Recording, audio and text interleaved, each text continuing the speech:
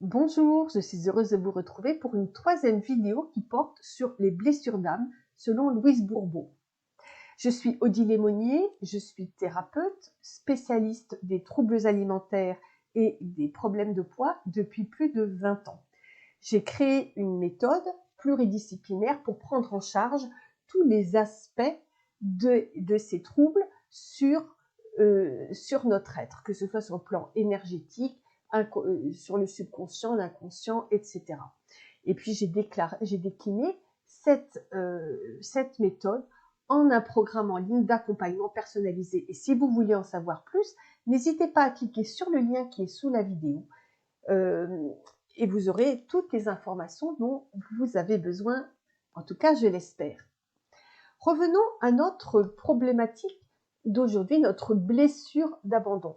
C'est une blessure qui est extrêmement fréquente, particulièrement chez les gens de ma génération.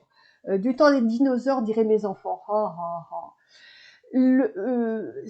Pour plusieurs raisons. La première, c'est qu'à cette époque, on croyait, dur comme fer, qu'il fallait laisser les enfants pleurer pendant 3/4 d'heure pour qu'ils se fassent les poumons.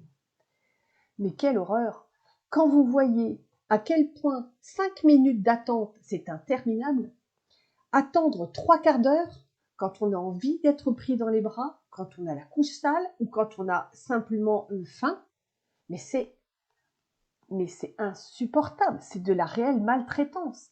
Les bébés appelaient pour des besoins primaires, l'amour, la faim, la propreté, l'hygiène. 3/4 d'heure d'attente pour qu'ils se fassent les poumons. Ces enfants, ils se sentaient abandonnés. L'autre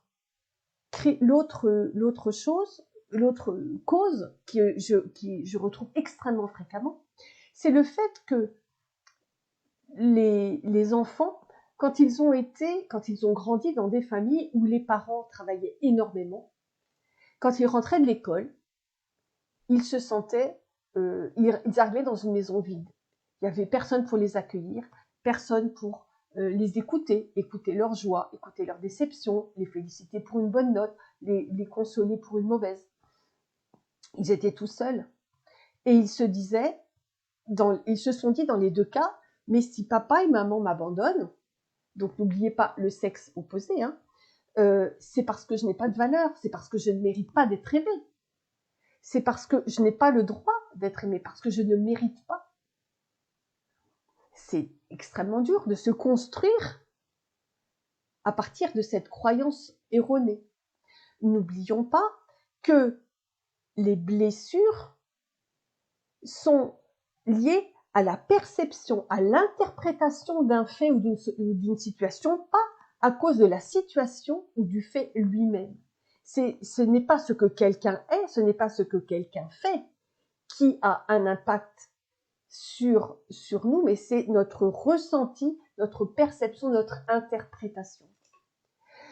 Et à ce titre, je voudrais faire une parenthèse, c'est que n'oublions pas que chacun fait de son mieux. Chacun fait de son mieux avec qui il est, avec la situation, avec son caractère, avec le contexte, etc. Chacun fait comme il peut. Et bien souvent, eh bien, ça n'est pas à la hauteur de ce qu'attend l'enfant, mais le parent fait comme il peut. Et n'oublions pas non plus que nous attirons les personnes et les situations dont notre âme a besoin pour apprendre l'amour véritable et l'acceptation inconditionnelle. L'acceptation inconditionnelle de qui on est, l'acceptation inconditionnelle de ce que l'autre est. L'amour véritable pour qui l'on est et l'amour véritable pour ce qu'est l'autre. Quand on comprend que l'adulte qui a été notre parent fait comme il peut, avec qui il est, avec son histoire, ça ouvre la porte, on se met à l'écoute de l'autre, on se met à l'écoute peut-être de sa souffrance. Une personne qui est heureuse, eh bien, elle a envie, elle dégage le bonheur et elle a envie que tous les autres soient heureux. Quelqu'un qui est en souffrance profonde, il ne s'exprimait que sa souffrance. C'est son enfant intérieur en souffrance, en détresse qui s'exprime à travers des mots violents, à travers des actes violents. à partir du moment où on se connecte à la souffrance de l'enfant intérieur de l'autre, eh bien, on ouvre la porte à l'amour véritable et à l'acceptation inconditionnelle de l'autre. Et ça apaise la colère et ça ouvre la porte au pardon. Et le pardon, c'est l'amour inconditionnel. La blessure le masque que l'enfant qui porte la blessure d'abandon va porter, c'est la dépendance. C'est-à-dire que il va s'accrocher, il va essayer de renforcer sans arrêt le lien avec l'autre, de peur d'être abandonné, également de peur d'abandonner. Parce que souvenez-vous que la blessure a deux formes, c'est-à-dire j'ai peur de vivre à nouveau cette blessure, mais j'ai peur aussi de l'infliger à l'autre parce que c'est vraiment douloureux. Et donc, le masque de l'abandon, c'est le dépendant. Donc, il va avoir besoin des autres, il va demander des conseils, il va avoir peur de la solitude, il va avoir du mal à quitter les lieux, à quitter les situations, à quitter des gens aussi. J'ai beaucoup vu quand j'accompagne des enfants, je vois beaucoup ça, cette difficulté à quitter un lieu, à quitter une situation.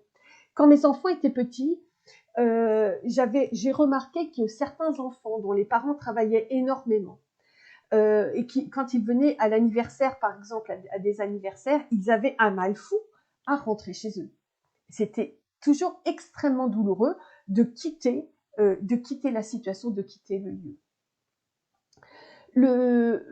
L'enfant qui porte, et l'adulte qui porte cette blessure d'abandon, va souvent avoir bon appétit, voire être boulimique.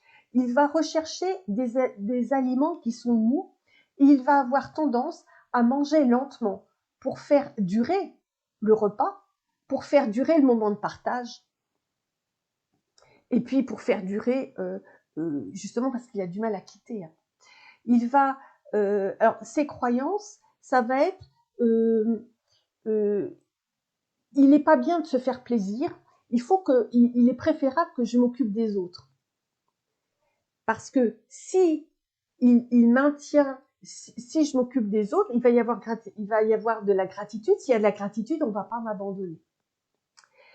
Il va se dire, je mange encore quelque chose qui fait grossir. Il va se dire, je suis trop gourmande. Il va se dire, je devrais arrêter, sinon je vais encore grossir. Il va se dire, il va se dire, je n'arriverai jamais à maigrir, alors autant me faire plaisir. Et là, vous vous souvenez peut-être dans la vidéo précédente sur le rejet, on était dans la croyance du pas assez. Là, on va être dans la croyance du trop. Je mange trop, il faut que je m'arrête. Il va être très attiré par le plaisir des sens, par il va avoir tendance à perdre le contrôle. Il va avoir tendance à se cacher pour manger par honte. Est-ce que vous vous reconnaissez dans cette problématique-là, dans ce portrait-là? Dites-le moi en commentaire, ou bien si vous préférez partager, eh bien n'hésitez pas à cliquer sur les deux liens. Il y en a un pour un entretien de 20 minutes, un autre pour un entretien de 45 minutes. Et je serai vraiment très heureuse de partager avec vous.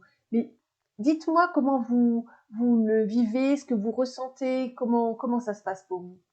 À bientôt pour la quatrième blessure qui est celle de l'humiliation. À bientôt.